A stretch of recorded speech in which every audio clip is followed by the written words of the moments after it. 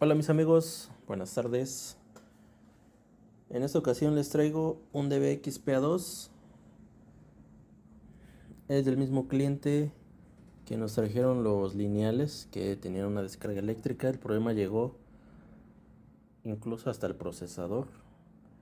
La falla que presenta, o presentaba mejor dicho, era de que la línea de graves del lado izquierdo estaba fallando. Ahorita ya lo reparamos y ya está funcionando.